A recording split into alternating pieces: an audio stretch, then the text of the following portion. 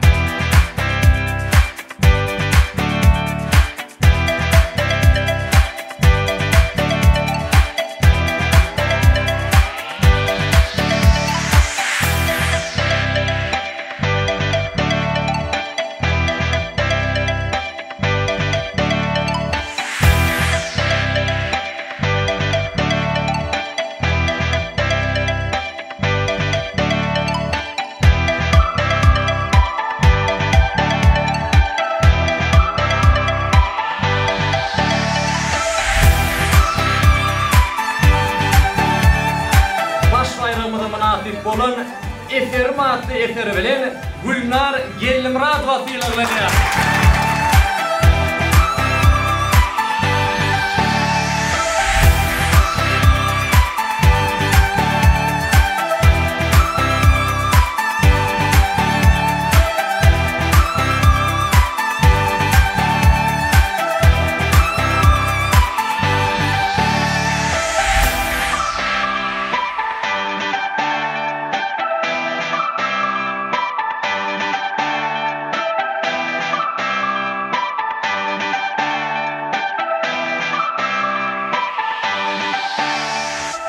«2 февраля в Центральном доме офицеров Министерства обороны Туркменистана в торжественной обстановке прошла церемония награждения победителей творческого конкурса.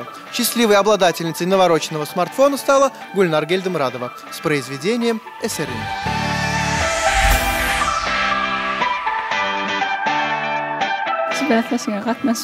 Yengjual maqbatının müessireden qatbegene Milli Qoşun jurnalının redaksiyasına şeylerde yaşlar quramasına şahsi minnettarlığım bildirýän şeýle bäsleşikden howrkan bolsun. Men hem bäsleşige gatnaşyp özümiň bäbek latly hekaýam hötürläp 3-nji baýrakly orna munasip boldum. Elbetde bu bäsleşik ähmiýet taýdan çuňur mazmuny eýelip etýär diýip aýdasym gelýär. Milli Qoşun jurnalynyň redaksiýasyny hemde Türkmenistanyň Maktumda adyndaky Yaşlar Guramasynyň merkezi geňişligini ýeňişi bilen gutlaýan.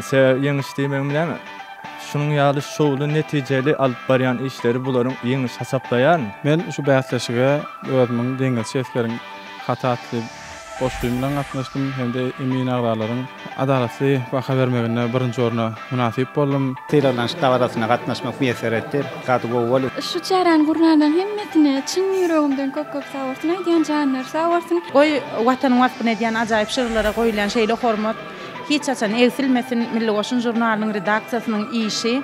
Mundan meýlägim güllä bolsun.